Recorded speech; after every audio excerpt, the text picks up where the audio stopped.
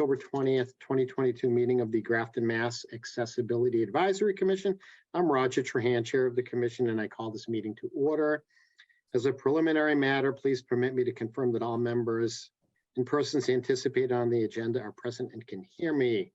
Alexis Henry. Here, and I can hear you. Excellent. Christy Proctor. Christy.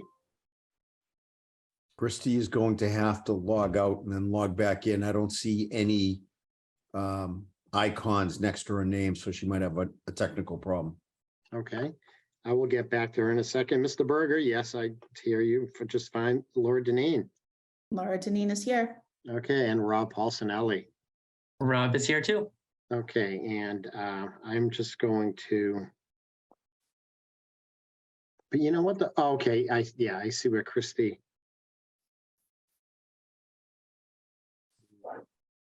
Where are you? I'm texting her right now. She's probably trying to log back in.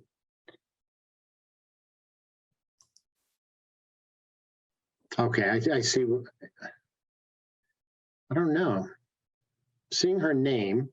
You see her name, but you don't see any icons to the right of it, like Right. microphone or camera. So usually when that happens, it didn't register properly. Okay. So if you could text her and tell her to, yeah, she just left. Now she's going to come back in. Trying to get in to Zoom for the third time. So she texts me. Okay.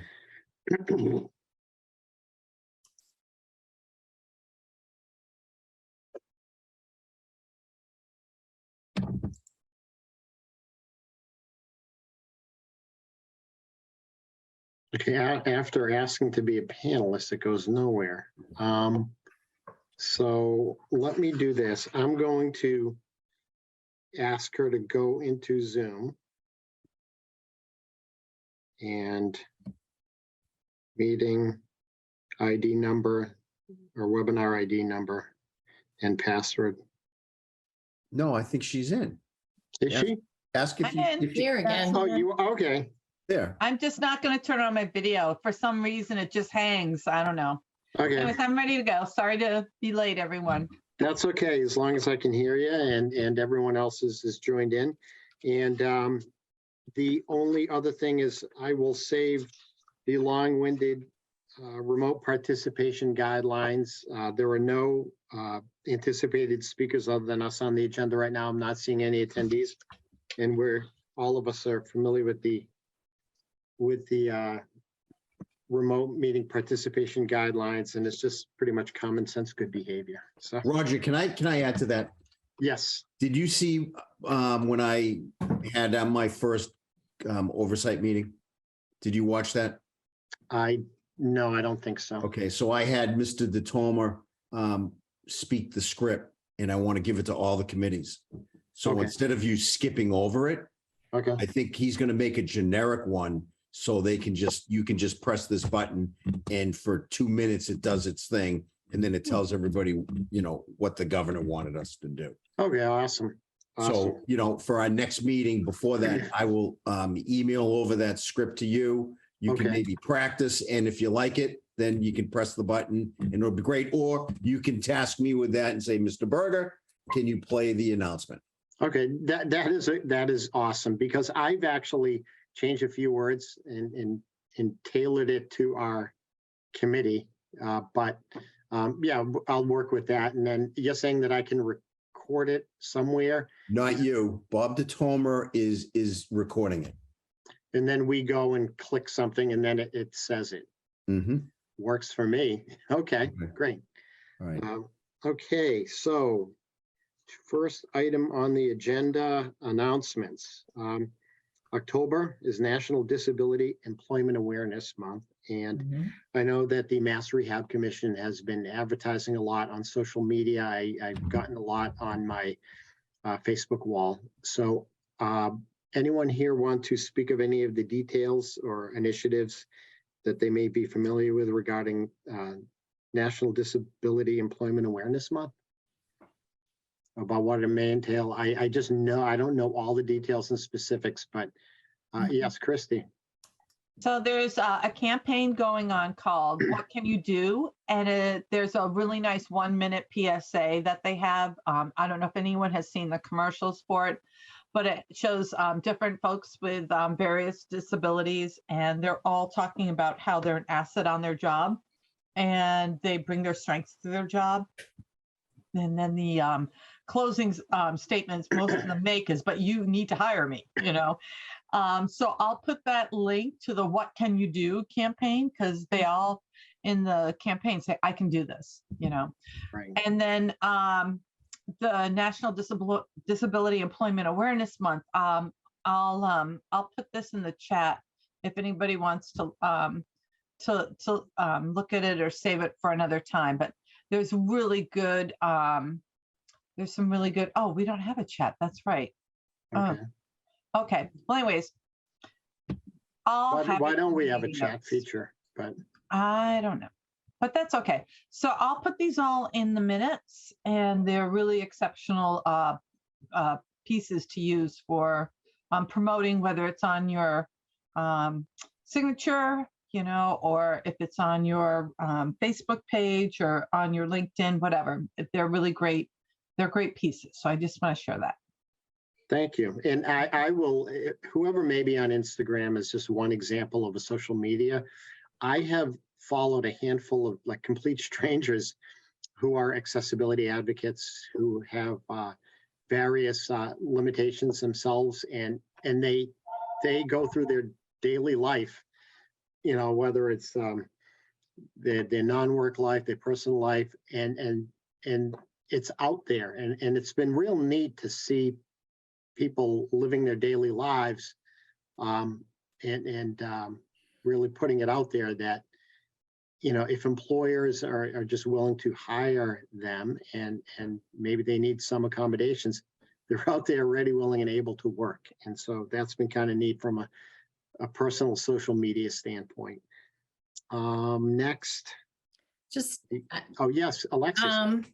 just wondering, you know, I don't know actually how many employees the town of Grafton has, but I'm wondering if this is something, you know, to make the town of Grafton aware of, or, you know, are we ever in a role to advise the town around their own hiring strategies and perhaps how to make them more disability friendly? I have no idea how many actual town employees there are, but it's always good to sort of bring it as close to home as we can. And that is one of our roles to be able to advise. And I think maybe that's one area that we really haven't done a whole lot of work on. And I think there's a lot of opportunity there. Mm-hmm. I mean, I think, you know, the initiative that I was involved with at UMass, Work Without Limits, which has a lot of information related to Massachusetts, is really advocates about, you know, access to employment, not just, you know, employing people with disabilities, but also in your supplier chain, you know, so contractors, you know, does the town have any kind of commitment to when they're contracting with small businesses looking for disability owned businesses? It's just a, you know, you can support employment for people with disabilities in lots of different ways. Right. Customers, employees, vendors, contractors. Yeah, I think there's a lot of opportunity in that area. And I think that, yeah, we could do more work in that area. And so I'm not sure what initiatives are being undertaken now actively, either on the municipal or the school side, but it's something that is worth pursuing in a much more robust way. So, and then the other thing too is that anytime there's many different initiatives or accessibility related topics where it's fill in the blank month, and there may be one or two illnesses or conditions or whatnot that may get national attention, but really there's like a list of like 50 different things every month. And I think it's been it's been kind of daunting looking at that to say, how can we advertise like all of these? In other words, which ones do we pick to sort of advertise or try to make more prominent, there's only so much we can do on a month-to-month basis. And so maybe that's something on a repeating basis that we could at some point put up on our web page as of each month and day. What are the initiatives going on a regular basis that repeat themselves? Maybe having a drop down with some links as to resources regarding each of those type of recognitions. So moving on to the Disability Summit this year, which is hybrid, is next Thursday, the 27th of October, from 10 a.m. to 1 p.m. And that's accessibility in a digital world. I think that is, if I'm not mistaken, wasn't that last year's theme? So it's really continued. I guess maybe they're addressing it in a 2-year block. So that the Mass Office on Disability, one can register. I'm not entirely sure that I'll be able to make it. Who is planning on attending? Anyone? So I'm going to attempt to, schedule dependent, but Sure. You're must have been remuted, sorry. Yeah, I just said 50-50 at best. Yeah, okay. But I'm sure that whether or not any of us attends, that they will probably have, excuse me, a PowerPoint or some additional documents on that in some recordings. Community Access Monitor, CAM training, Wednesday, the 2nd of November, and Thursday, the 3rd of November, and that is 9:30 to 2:30 via Zoom. I don't think it's both days. I think it's 2 separate trainings, but I'm not certain. Mr. Berger, are you familiar with the Community Access Monitoring training? And if, when I'm mentioning each of Wednesday and Thursday, whether that is 2 separate trainings or whether it's a 2-day training? No, I have no information. All right. I would then, rather than trying to dig in right now, I would invite all of us to look on the Mass Office on Disability website, but not only for the purpose of seeing the registration process if they're looking to do this, but also I need to remind myself that the Mass Office on Disability has a huge amount of resources, regardless of any particular initiative or training or meeting. And then the Municipal ADA Grant Program as an update. So I think that Grafton had just one grant request, and it's for, I think it's for the entire 250 max, 50,000 each of 5, like counter height window, department windows and such. Mr. Berger, could you, Yeah, we're trying to put service windows in Right. wherever the public is engaging with our departments. okay. And it's my understanding that, excuse me, based on the historic data, they were about 50 grand a piece, and our application was for 5 of those windows that would, I think, finish, well, most of the first floor off, or is it part of the second? No, it would take care of the first floor and the second floor. Oh, okay, awesome. And so I just happened to have been talking with Jeffrey Dugan at the Mass Office on Disability. And I said, you know, Jeff, this is part of our ADA self-evaluation transition plan. We really need this money, nudge, nudge. So I don't know, you know, it would be great. I said it would be great if we got the whole thing. But I mentioned, though, that for all the initiatives that the state has put forth money in the tens of millions of dollars, the Mass Office on Disability's municipal grant program, it was a 5-year block amount of $10 million, and they decided to budget $2 million. And here about 150 different, not different towns, but among the towns that are applying, there's about 150 or so each year applications. And so, you know, it's something that is, I think, sorely underfunded anyway. And what he said is that unlike prior years where we heard where they announce the grant awards, typically in late December. He wants, I think his goal was for those grants to be announced by Thanksgiving. So their goal was to award them a month earlier than they typically have. So, all right, moving on to town meeting. All right, I'll quickly mention that the 95 North Street, the park got its funding. And there was that was one warrant article, and that passed 110 to 12. So that was overwhelming. That was the first article. But the second article, the town voted in favor of allowing the town to apply for various grant opportunities. So that was just a technical warrant article. And then thank you, Mr. Berger, for having arranged everything with the sign language interpreters. And yeah, it was a real, I guess, historic night for town meeting. And I know that there's some, I guess, technical matters that we might need to address, but also matters of really getting out there and advertising for those members of the community that need sign, that this is out there, because I'm not aware that there may not have been a single person in the audience that was there that needed that sign. Nobody moved up front.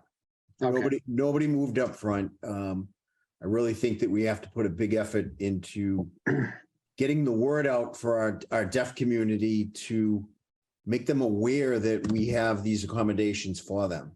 Right. I know there was only one little blurb at the select board meeting that said we have, a signer interpreter coming in. Right. But this is something that I think should have been publicized, on our Facebook, on our social media, maybe in the Grafton News. Right.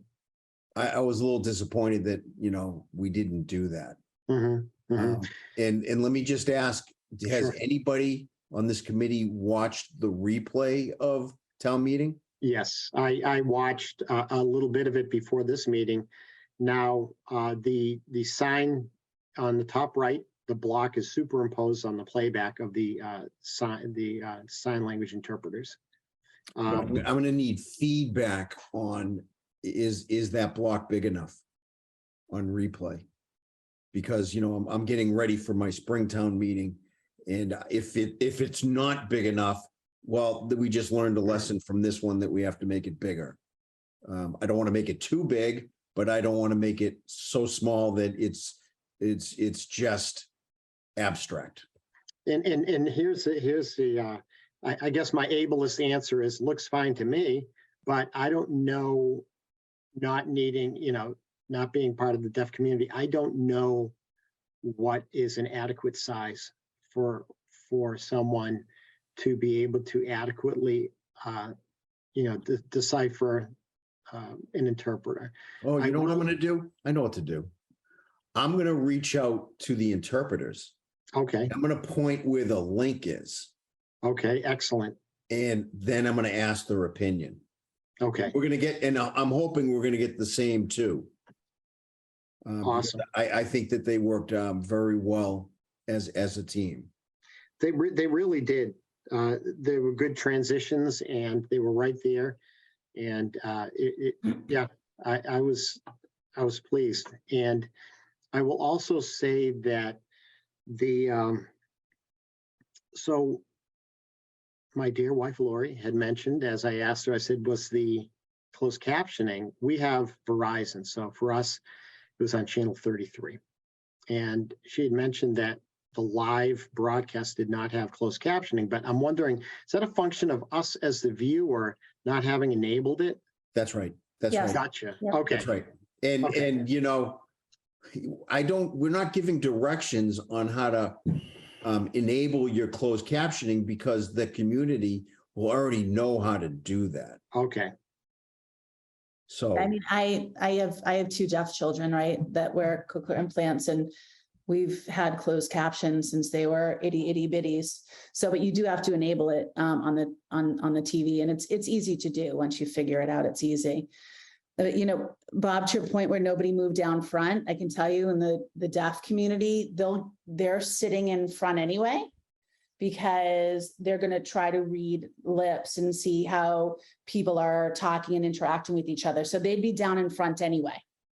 So to your point of people moving, they'd be there anyway. They'd sit right there. They'd come early and maybe, but they'd be in front anyway. So I think Right. that's not a, maybe people were there.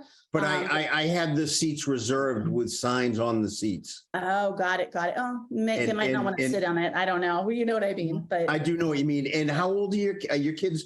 Old enough for you to ask them to watch it? And Oh, yeah. and okay, and My old, so they're 22 and 18, the two that wear implants. Yeah.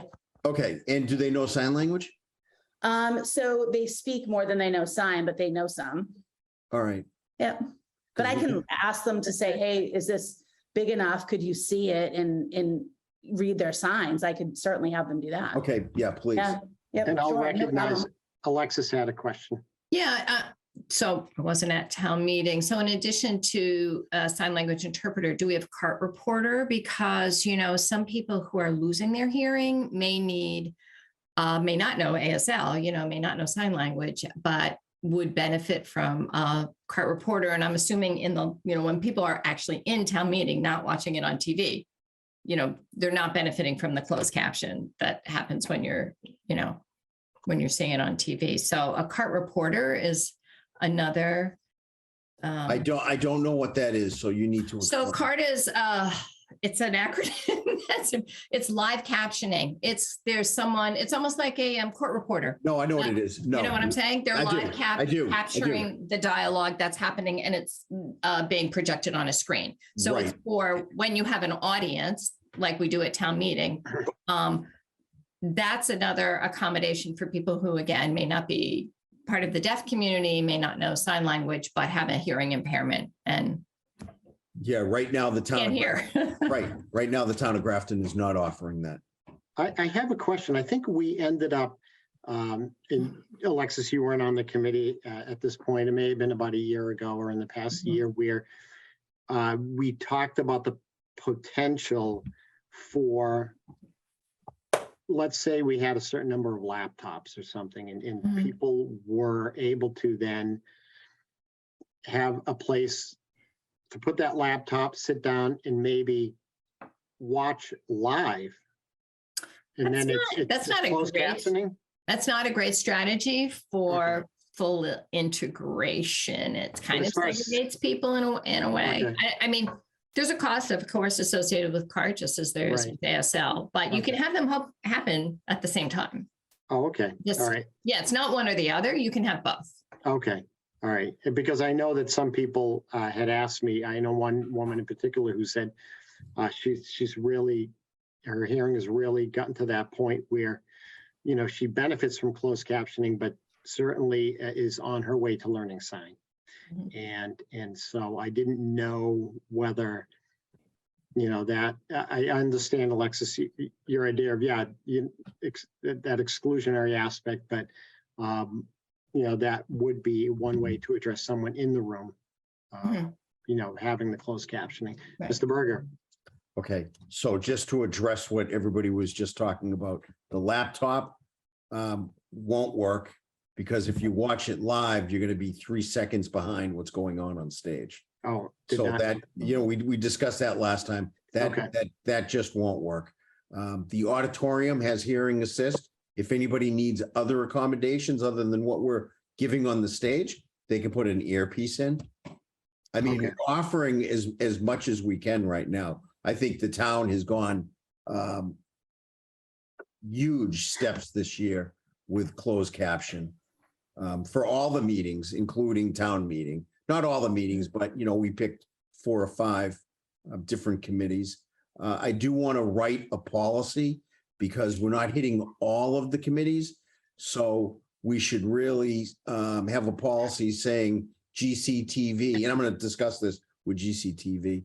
GCTV is going to offer closed caption for the select board, for the finance committee, for the board of health, maybe the zoning board of appeals. We have a lot of other committees out there, but those are the four that are always going to have the closed caption engaged. And then if anybody wants special accommodations or other accommodations, they need to contact whatever office we delegate it to within 7 days of the meeting, and we will accommodate turning on closed caption. Right. Because we spent all that money on the server, let's just say $100,000 for the server, we're still paying a big chunk of money every year just to keep that service going. So we have a block of hours what we're using, and we're splitting them up in those four committees. So in order for everybody to be protected and to be on the same page, I'm trying to put together a policy for the select board to put in place. Okay, thank you for doing that. And so we're not just guessing and reinventing the wheel. So. And if somebody wants something, all they have to do is just, call the ADA coordinator or the town administrator's office. Don't know which one would do, probably town administrator's office, and say, I want, let's say the school committee to, on April 9th to have closed caption because I want to watch that meeting.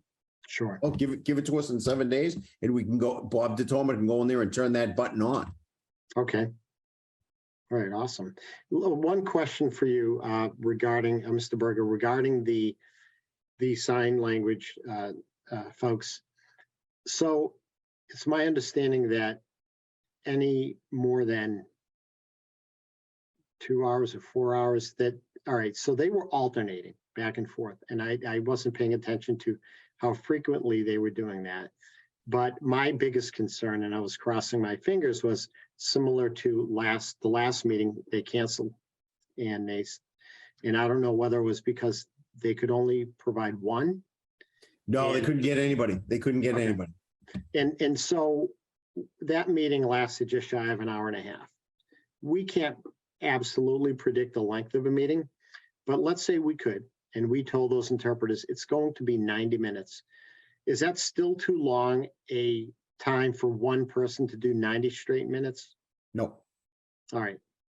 No, So I think it's a 2-hour. It's a 2-hour deal.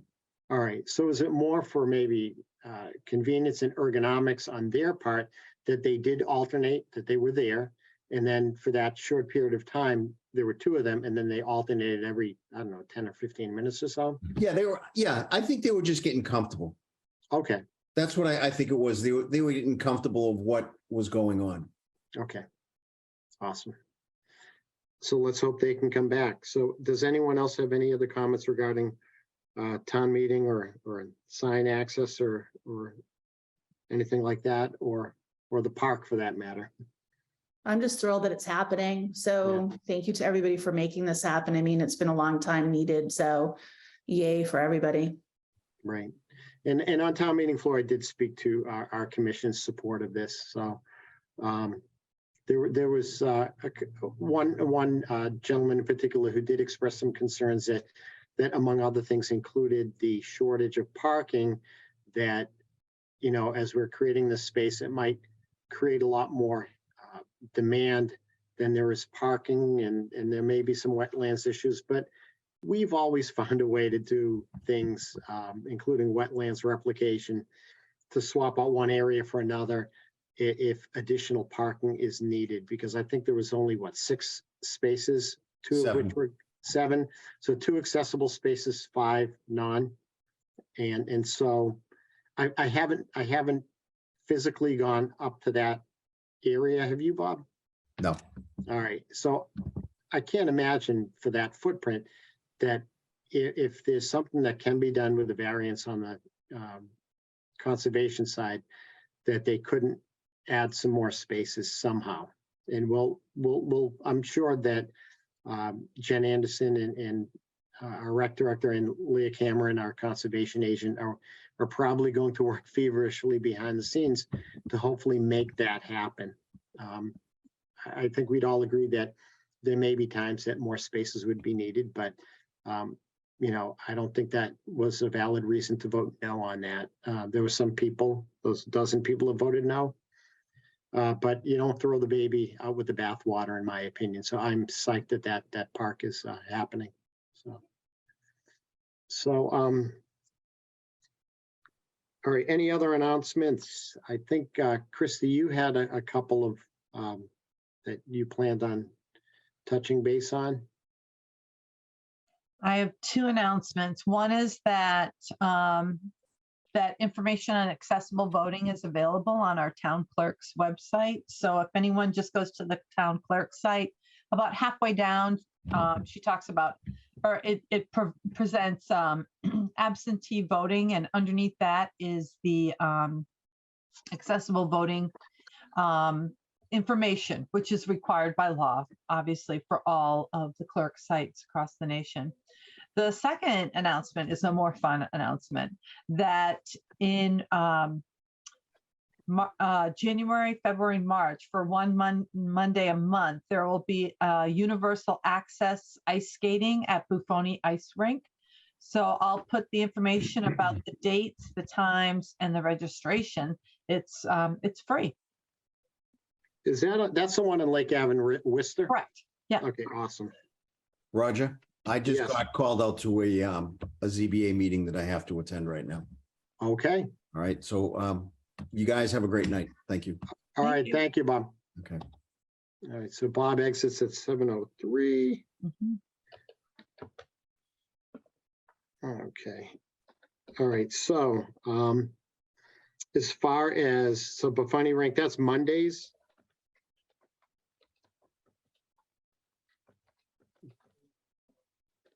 Christy, I know you're typing. Oh, I'm just putting down, he's going to a ZBA meeting. Oh, okay, yeah, so Oh. that's Mondays, January through March at Buffoni? Not every Monday, just specific Mondays. Okay.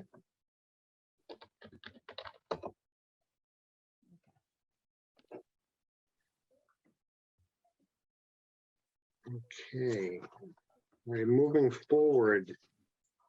All right, any other announcements?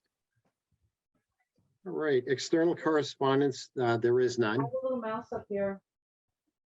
Hello? Can you bring Paul up here? He was chasing after him before. I really want. All right. I think she's having a personal conversation. There was no external correspondence, so I will, the only thing I typically get is things maybe from the Mass Office on Disability online, or we have a mailbox in the mailbox area in Town Hall, and as of this afternoon, there was no external correspondence that had come in. So as a standing item, because we've frequently had one or more updates regarding Grafton Common, parks, fields, trails. We've already spoken of 95 North Street, which I'm psyched about. The Grafton Common, the bandstands / gazebo, however you want to call it, I see that the stonework is now making major headway. So I don't know what the estimated completion date is on that, but it seemed to have happened. The progress has seemed to have happened quickly. It was kind of chugging along, and I think part of it was materials, and now the stone wall, the retaining wall for that stone is really coming along. Has anyone been? Well, Alexis, you live right there, so. Yeah, it looks nice. I walked by there this afternoon. Right, and I guess the railings will go from the top to a good portion of the way down until it's only a few inches off the ground, then you don't need railings. And so I wish I had an ETA on that, but I don't. So does anyone have any comments or updates that I may not be aware of regarding parks, fields, trails, things of that nature? All right. Okay, September 15th, 2022 minutes. Do I have a motion to accept the September 15th minutes as drafted? Sure, I make a motion to accept the September 15th, 2022 minutes as drafted. All right, do I have a second? I second. All right, motion made by Laura, seconded by Rob to accept the September 15, 2022 minutes is drafted. Do I have any discussion on the motion? All right. Not yet. All right. So in typical fashion, I will add some recommended edits. Just a few.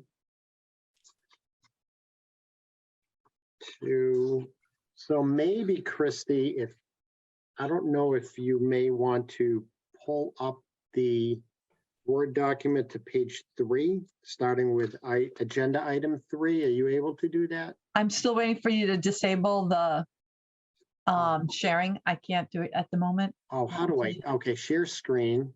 Yeah, okay, perfect. For all participants? One participant can share. Okay, multiple participants. Nope, just one at a time. Oh, wait. All right, one participant can share at a time. Okay, so I did that. Are you Okay. able to share? Yep, I got it. Now I got it. Thank you. Perfect. Okay, everyone, here we go. I'll right. start with the draft meeting minutes. And I know, Roger, you have a few things, so. Right. It's more or less some small stuff. It's really not much substantive things, but on the third agenda item, okay, the update. So one of the things that I do is each meeting, I send Christy the Word version of the agenda. So she then pulls that up and then uses that to then populate and create minutes. So anticipating that Paul Scarlett would be present, I am drawing a complete blank. Was Paul Scarlett present or not? No. No. And so what happened is no, but so that was That is so funny. So that simply carried over from the agenda because I was anticipating maybe that he might be present and maybe I texted or spoke with him in advance. So Paul was not present. I don't recall him being present. So if you. That is so funny that we did that. It was just a discussion of the. Right. Yeah. So Jen Anderson was present, but Leah Cameron wasn't, right, on 3B? The one beneath it. I think it was just Jen. Right. So Leah Cameron, our conservation agent, wasn't present. Oops.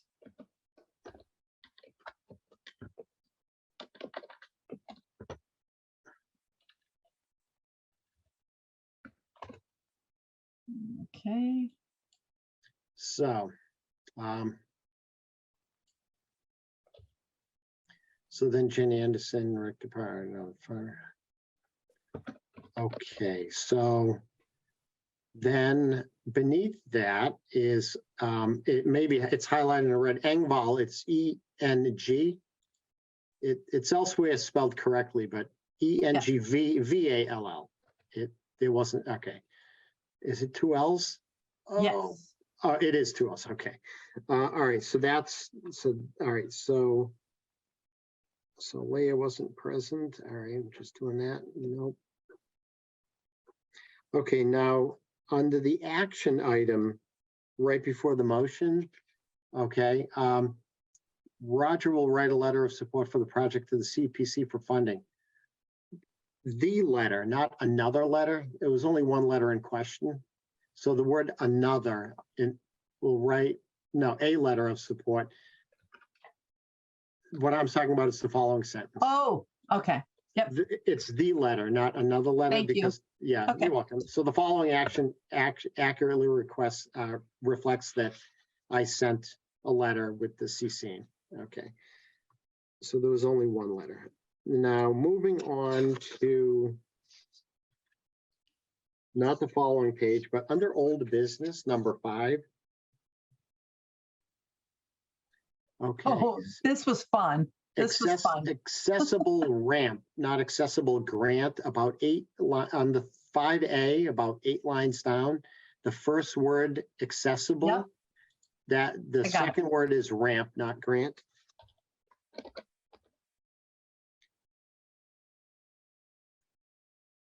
And then the following sentence, how many handicap parking spots are needed for election day? Not sure if it if someone used that term handicap, but maybe it's the sense of the meeting, maybe how many accessible parking spots. Okay. Is everyone in agreement with that?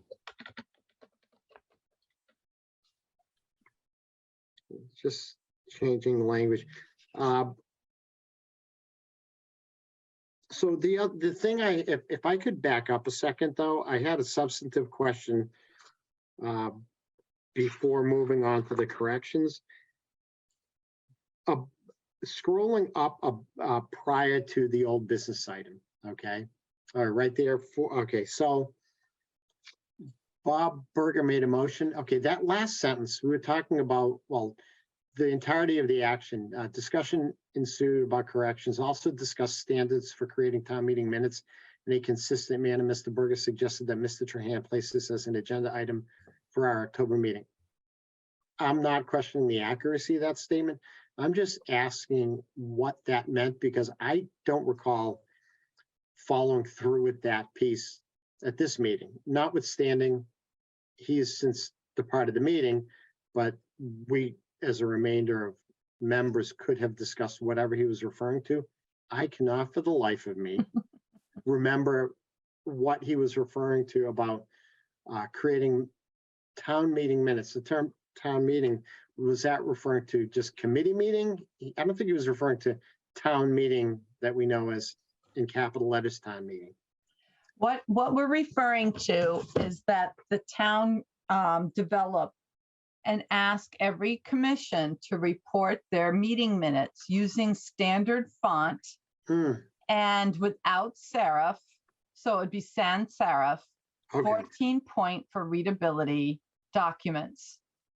And that the if images are used, that they would be tagged. So Okay. it was like just asking people, could you please consider accessibility when you create your documents? Right. And I think that an example of that, and maybe I'm straying a little bit, but the roll call, like that cube, that Excel cube, I just happened to have been on the school district or school committee website today. And there were two things. There's the school calendar, which shows as a calendar, like you would see as a block, January, February, March, color coded. Then there's the accessible list, and it's a list of all the holidays and teacher in-service days. So maybe from an accessibility standpoint, although it's an easy read for me to understand that the letters, at the beginning of the minutes, you identify that all those initials mean the various full names of the various members. But from an accessibility standpoint, LD, KP, RSB with the letter Y would probably leave someone else lost from an accessibility standpoint. Any thoughts on that? If this were a convoluted table that's not intuitive, yes, it would be inaccessible. Okay. But a screen reader can read 2 columns. Okay.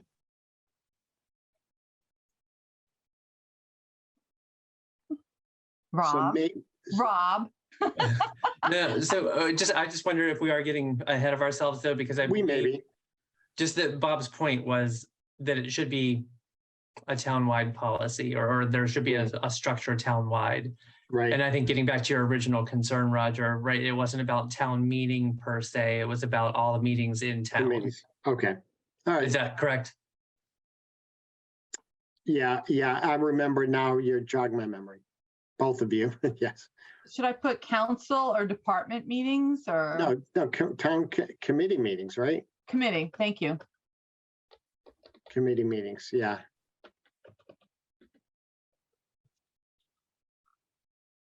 Okay. And suggested Mr. Tran places as an agenda item for our October meeting. I get an F+ on that. Sorry, but that's something that we can. That can wait, Roger. Yeah, keep And focus on. And can I just make sure, because I see Alexis, I don't know if you see Alexis's hand. Oh, I'm sorry. Now that everyone's shrunk on the right side of my screen, I didn't see Alexis's hand up. I'm sorry.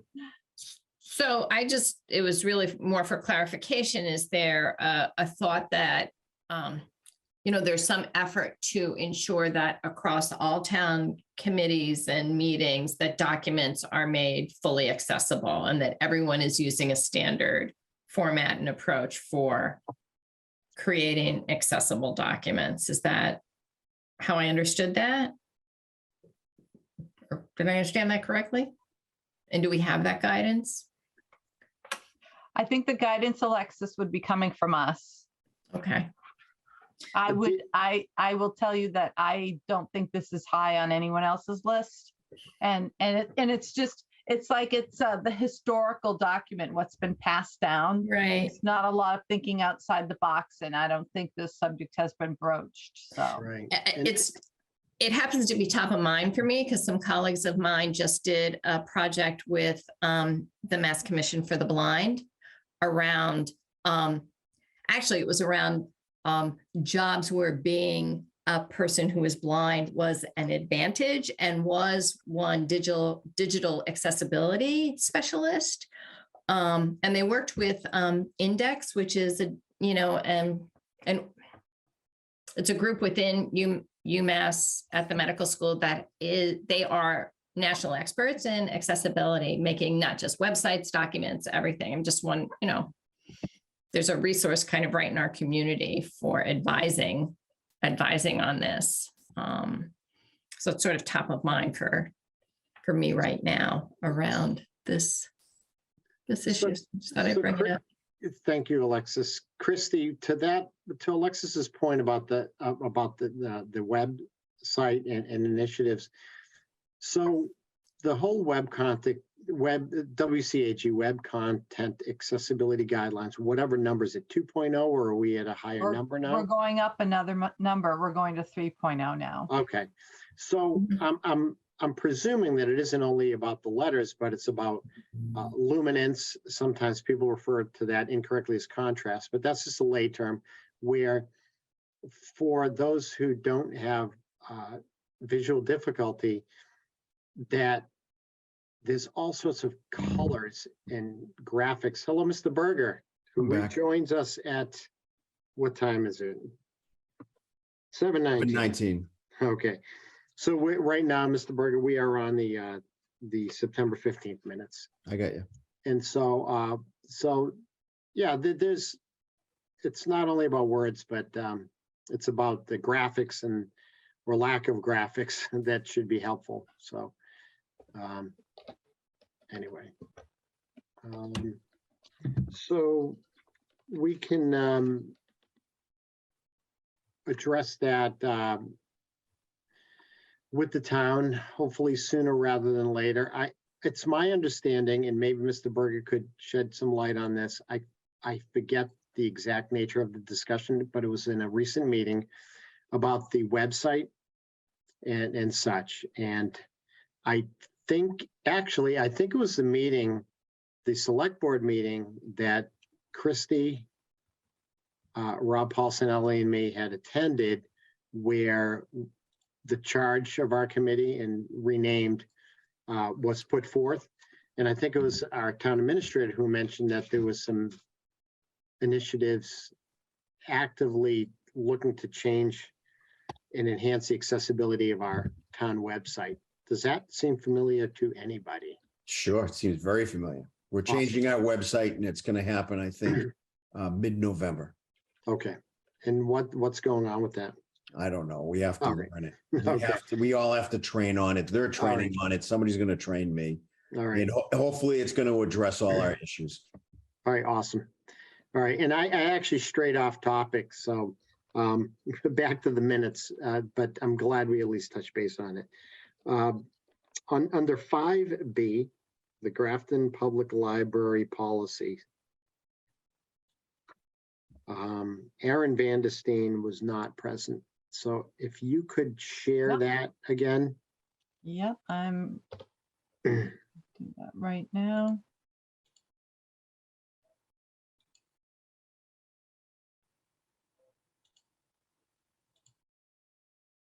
So, Yep, removed. all right, so Aaron Vandestein was not, I was anticipating that he may be, but, and then the next part of that, the next paragraph. All right, Christie took part in the library policy subcommittee on August 31st with Aaron Vandestein chair. You mentioned Kathleen Parker. Their minutes, and it just is a coincidence that I forwarded to the committee Right. today. It mentioned Debbie Jackson. So was that in addition to Kathleen Parker or not? Do you know? That's interesting because I went back to my initial Zoom invitation because I did not know the person's name and I joined the meeting late. So I assumed it was Kathleen Parker, but it's Debbie Jackson. The approved minutes mentioned Debbie Jackson, Debby, then Jackson, Jackson. Okay. And so if anyone has a beef with that, we're just going by their approved minutes. So, Okay. and then Beth Schreiber is SCHR. You missed the letter C. Okay. All right, thank you. And we are good to go. All right, any other comments other than my own to approve the draft meeting minutes with their corrections? All right, hearing none by roll call. Laura Deneen, Laura Denine, aye. Christy Proctor, Hi. Bob Berger, Aye. Rob Paulsonelli, Aye. Alexis Henry, Aye. Trahan, I declare the motion carried 6-0. All right. All right, moving forward, excuse me, under polling locations and accessibility today, and I got an answer. I CC'd you, Mr. Berger, on this. I'd emailed Town Clerk Candela Valley and Dr. Jay Cummings, Superintendent, regard to confirm in writing that, in fact, yeah, there's no school that day on Tuesday, the general election, Tuesday, November 8th, nor are there after-school programs that were typically at Millbury Street School. So, so with that answer, subsequently, Candela Valley said that, in fact, they will use just one entrance, which is the accessible entrance at the end of the walkway there. They won't use the gymnasium door nor the back entrance that was needed because school was in session during the primary. So that's for precinct 4 and 5. So, and then after that, the next time we would need to broach that issue is at the municipal elections in May. So, anyone have any comments on polling locations or anything like that? All right. So Grafton Public Library Policy Subcommittee. So the Policy Subcommittee actually had a meeting yesterday, but Christy, you weren't in attendance, but you were left off the. I guess they don't like me because I call them the wrong names. No, it was. No, but yeah, it was.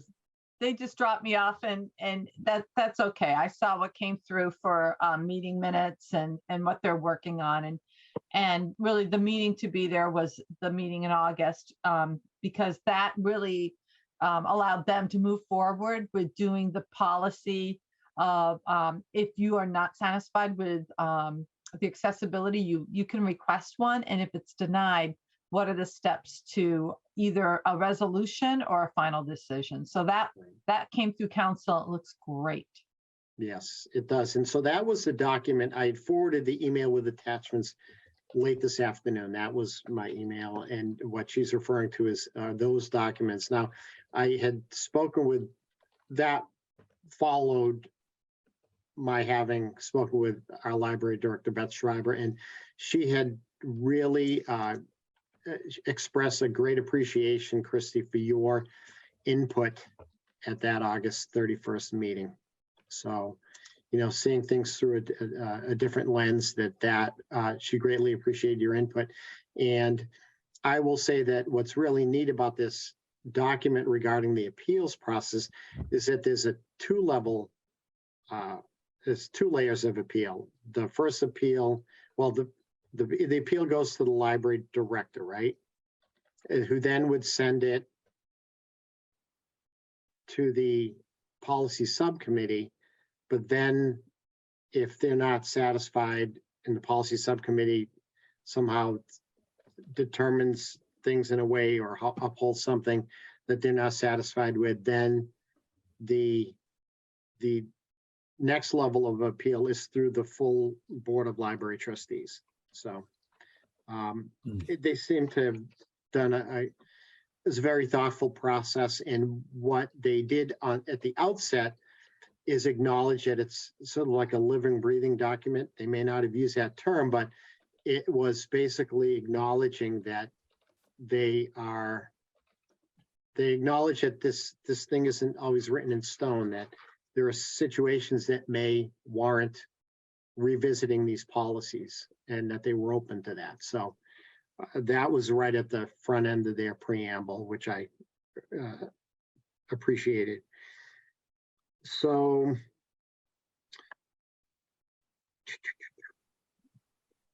the policy subcommittee is a standing committee. That's what Beth had confirmed.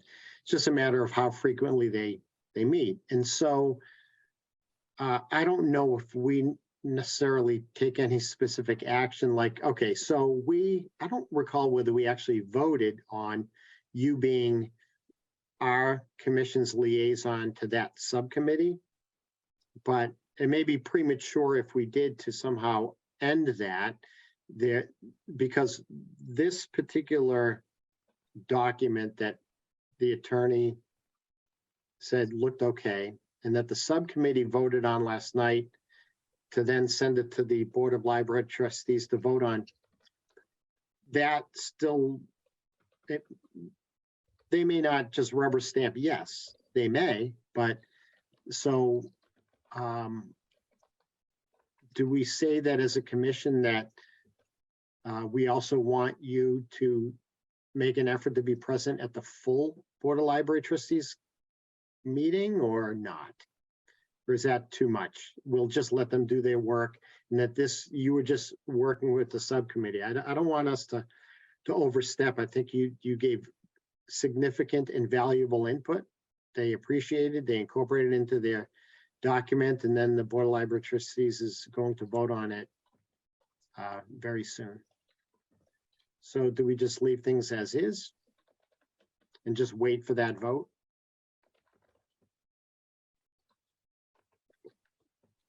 I think the official step was taken a few years ago with me going on to the design and building committee subcommittee of the construction project. And I think this was just a natural Transition or yeah.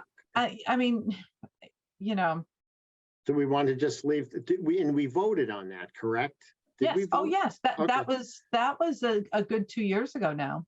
All right. So what are your feelings on yours and the commission, my colleagues here, feeling of whether, I mean, don't want to burden you with too much activity and responsibility in this area. And I is know your work everyone else is dying for a turn to work with the library group. right, is your work done? I don't know. I don't know. I just think it's a real good relationship to have, because I do go in there a lot. Right. Okay. I go in there when it's not even open. I know people who know people. Okay. Okay. No, but really, I'm a big fan of the library, so I'm happy in this role. But if someone else would like the opportunity to also liaison with the librarians and their structure, I'd be happy to step aside and let someone else have the opportunity. No volunteers. No, don't all answer at once. No, I'm happy to have Christy continue. Laura, thank you. Me too. That's a vote of confidence. But I will say that all right, stay with us, Bob. All right. as I've gone up there, there's a little piece of paper that still says that there's some ADA stuff that needs to be done, but we had talked about supply chain issues. It had to do with the counter heights of the computers right there on the second. Well, let me just add to that. If they don't get their act in gear by, I think I gave Beth a date, it might have been the end of November, then they're going to get a nasty letter from me. Okay, And it's not the library, it's the architects and the other people, because now they're on things that, you know, the exit signs, they do have paper on them, but they're not the ones that need those special exit signs. Why there's paper? I think they just printed out too many of the handicap accessible exits because they're all really handicap accessible. But the counter height, that should have been done months ago, and then I can give them a complete CO. If they don't take care of that by the end of November, a letter is going to go out, because how much time can we wait? okay, all right. So I've been seeing that and I've just been kind of like ignoring it, but then I'm like, wait a minute, it's been a while, you know?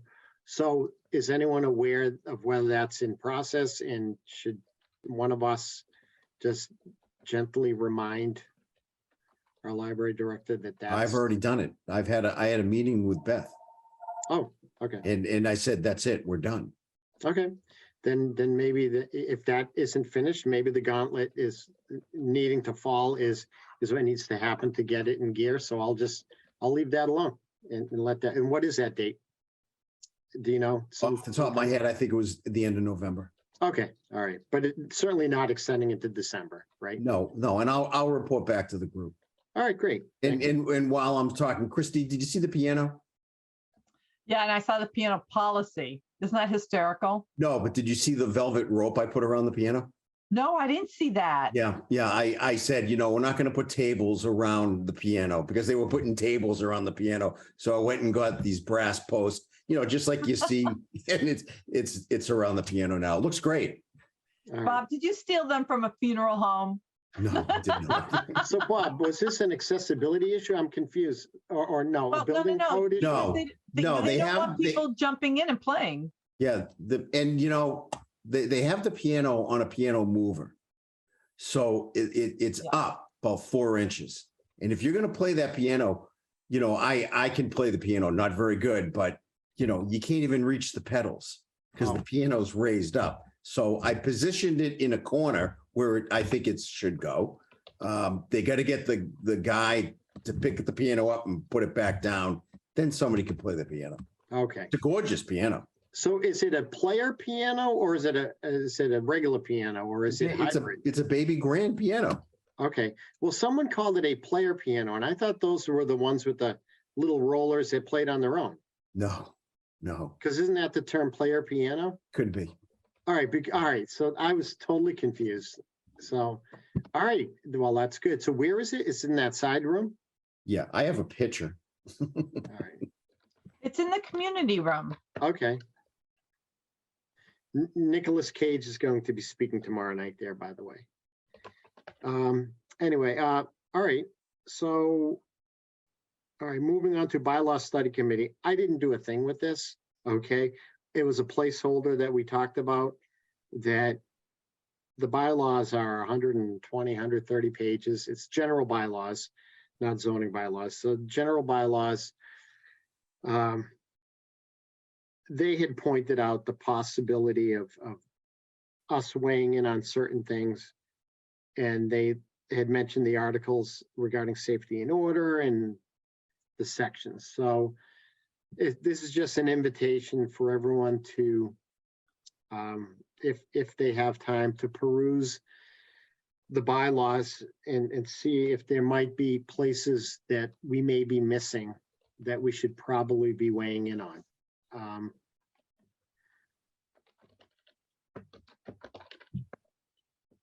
So I just left it there, and that's one of my to-do.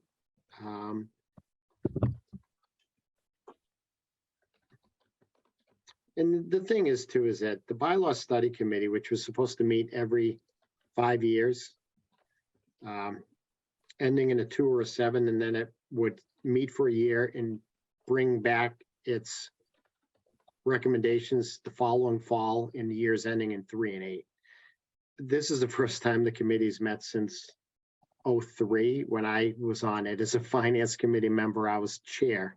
And so I mention that because if at any time we as a commission or anyone in the general public sees any issues that could pertain to accessibility, at any time meeting, we see all sorts of bylaw changes, both general bylaw changes and zoning bylaw changes, pop up, even in the absence of a bylaw study committee or a bylaw review committee, however named. So I will peruse it, but whether it comes to town meeting through this study committee or not, it doesn't tie our hands to act at a future town meeting if we see something that they missed or we missed. So,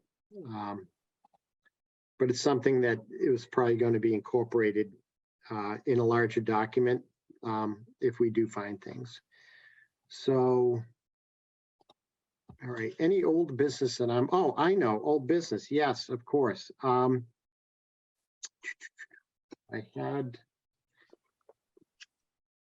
I totally forgot about this, but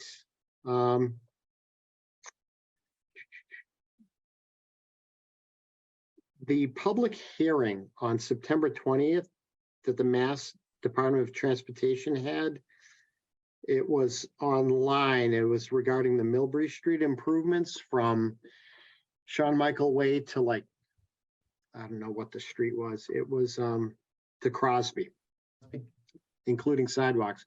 And I think Rob and Laura, both of you, aside from me, who inadvertently blew it off, said that they were interested. Did either of you help rescue me here? Did either of you attend that public hearing?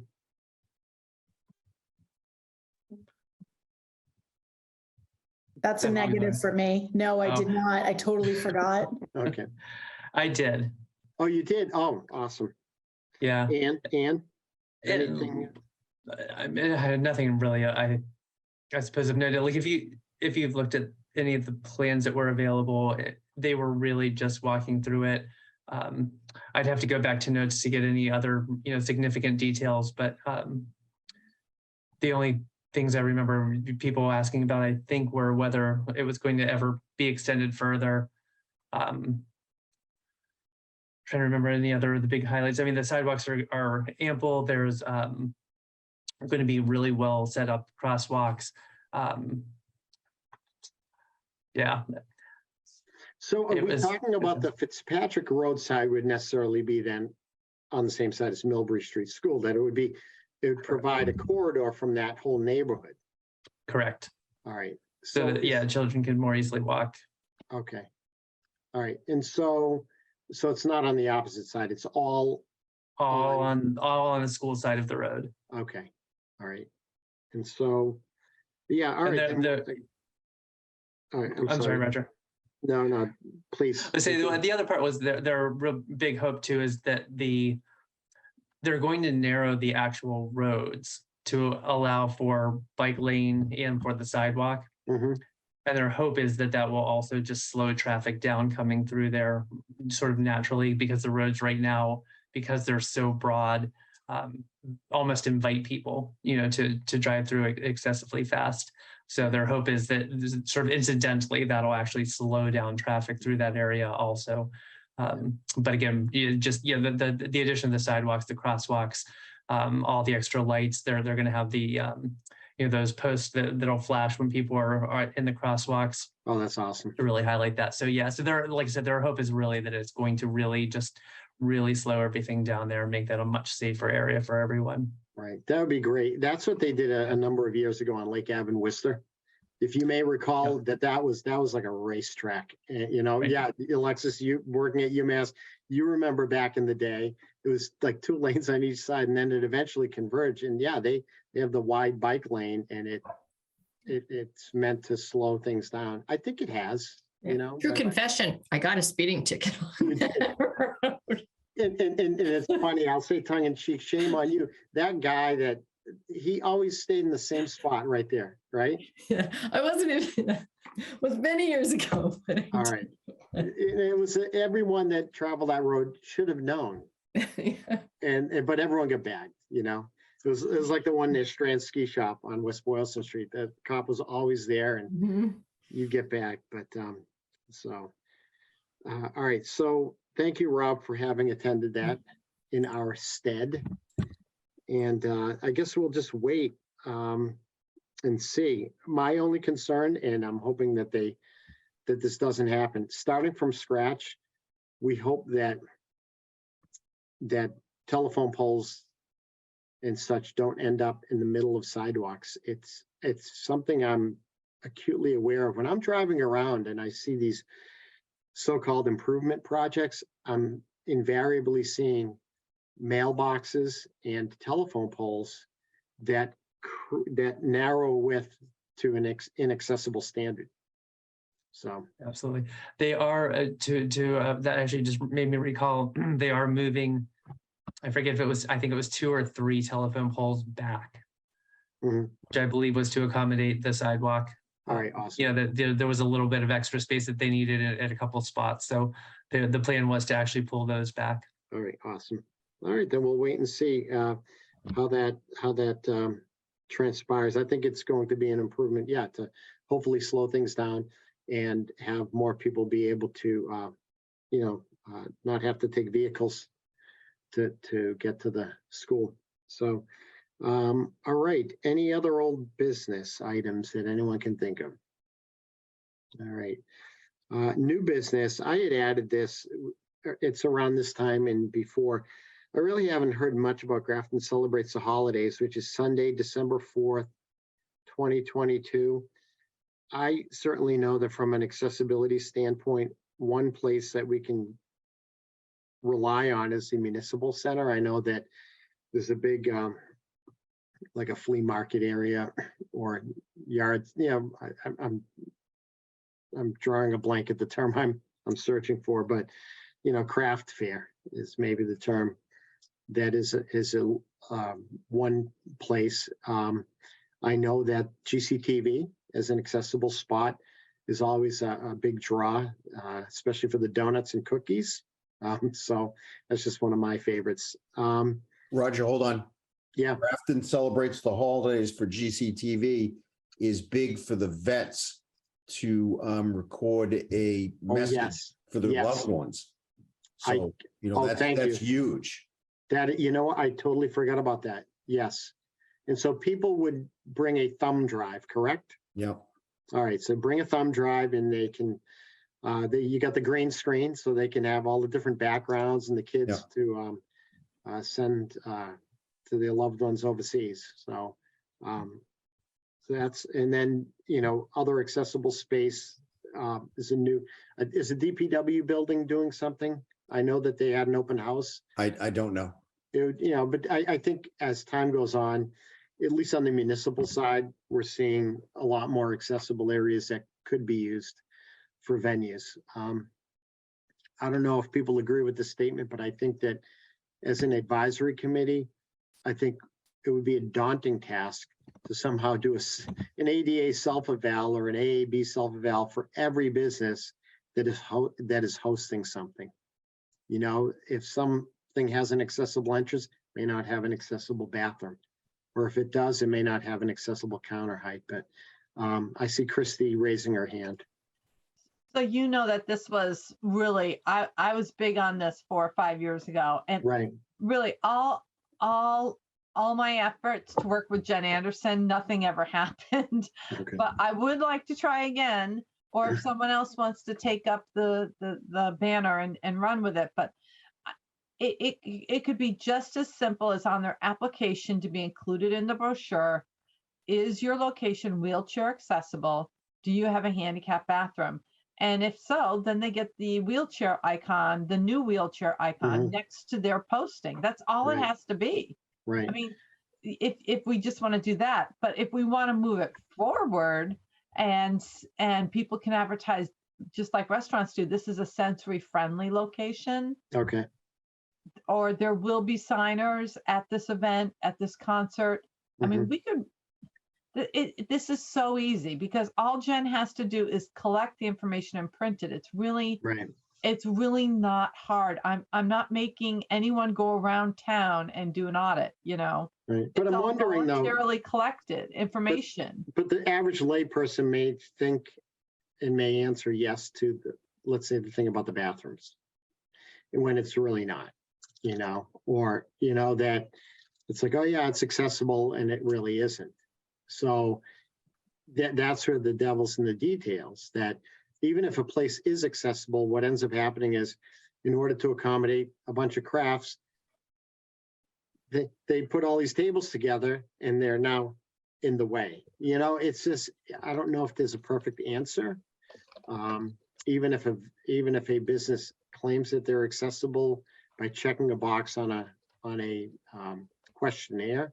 Well, you I can think- include the definitions of what is accessible. Yeah, I think Are you'd there- have, yeah, yeah. we'd have to. And I'm Because wondering, even if you have an accessible bathroom, I will tell Right. you, there are some businesses, they do not let anyone use their bathroom. true. And it's accessible for the employees, but it's not open to the public. Right. So So, Mr. Berger, maybe you may or may not have the answer to this question.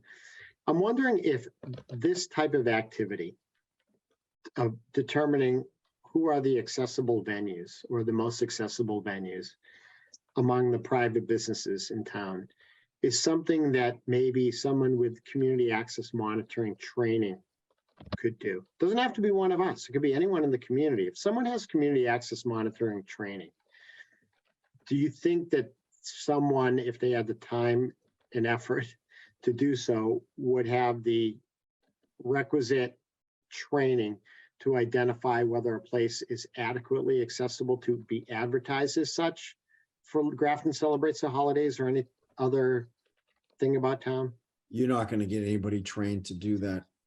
Okay, I mean, and it's a lot of liability on Right. a private party. mhm. So Because they're signing off on something that then, all right, it's very difficult. I mean, if you Yeah. go some of these restaurants or pizza parlors that have bathrooms, those are not really accessible, but the way to get around it is they're employees only. oh, And- okay, And we don't offer bathrooms to the public. So okay, you're good. Except now, if you have a medical card, there's a law in Massachusetts that says if you present this to the manager or whatever, you have the right to use that employee's bathroom now. okay. I did not know that. Right, but now that opens up another can of worms. You're opening up the bathroom, but it now doesn't have to be, all the bathrooms have to be AAB compliant? Right, Never got that answered. right. Okay, So we're going down a slippery slope when you ask that question. okay. All right. I feel more confident in the town advertising various municipal space as being accessible. But I don't know. I, as an advisory committee, I don't have number one, I don't have the time, nor do I think I have, aside from the liability issue, all of it up here to readily recognize every single aspect of AAB accessibility, even if we could sign off on that. For So the what we- bathroom, there's not many bulk requirements that you have to memorize, and it's all in a chart. Right, It's the toilet paper, it's the grab bars, right. it's the Turn, sink, it's turn under the radius, sink. yeah, right, It's the reach and the pull, or the Right. push and the pull. It's not that difficult, but you're not going to get a private party to go do that just to mark it on a flyer. right. So what do we do then? We You leave, know, we leave I- it alone. We leave it Okay. alone, and we make sure that our town buildings are accessible. And if we wanted to put a stamp or the symbol on our town buildings that are having celebrate the holidays, that'd be great.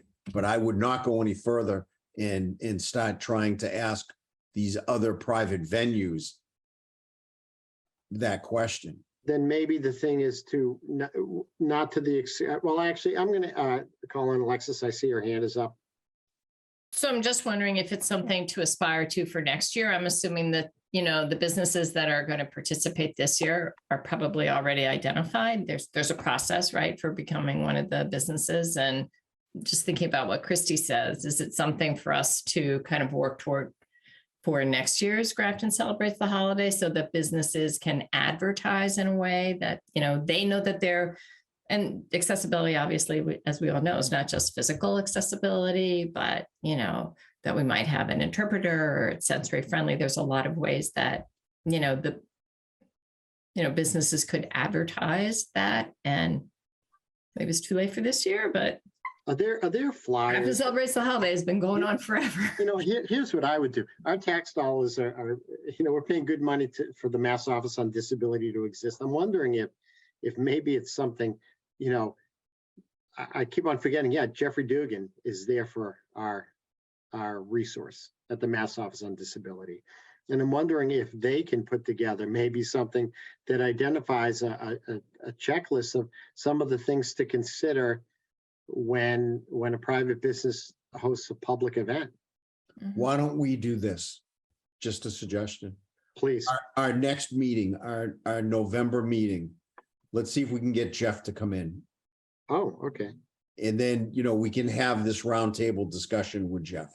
And maybe nothing's going to happen this year, but he might give us a path to go on for next year. Okay. What do my fellow committee members think about that? I agree with that. Let's also invite Jen Anderson in. Okay. I agree. I think it's a good idea. All right. And then we can put it at the top of the agenda so no one's waiting. Yeah, and then you know what? I don't know if we want Jen to come in on this one. Why not? Because I think it would be a good idea just to talk to Jeff to see what his thoughts are before we talk to Jen. But that's just, a real fast approach.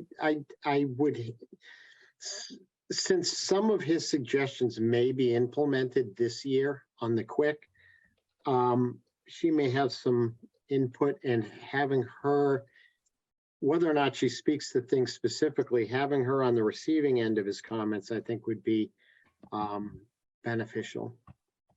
That's fine. Yeah, to invite both of them. All right. All right, I'm just writing here. So because I'll shoot him off an email and her too. Yeah, and let me ask you, Roger. Sure. Yeah. You must never sleep because I see your emails come in at like 2:00 in the morning. No, here's what I do. All right. I will log in to work, and I'm in a busy season right now for work. And what I'll do is I will sometimes pace myself through the day. And then without interruption, I'll log in at all these really wild hours. Then after I'm done that, and I've always been a night owl since I was a teen, I will shoot off emails. And you're right. You probably see my emails with the meeting packets at 1, 2 in the morning. Yeah, I was wondering. Like, does this guy ever sleep? And it's like, I don't know. I think, you know what? On average, I probably sleep 5 hours a night, and 4 or 5, sometimes 6 if I'm lucky. And so, yeah. So I guess I keep people on their toes just when they think they've read all their emails and they've gone to bed. Here's Trahan at 2 in the morning. Yeah, I've said that a couple times. Yep. So any other new business items that I just threw that in as a sort of annual placeholder, but I will follow up with Jen and Jeff. Yep. I just want to share my screen for 1 minute. All right, please. And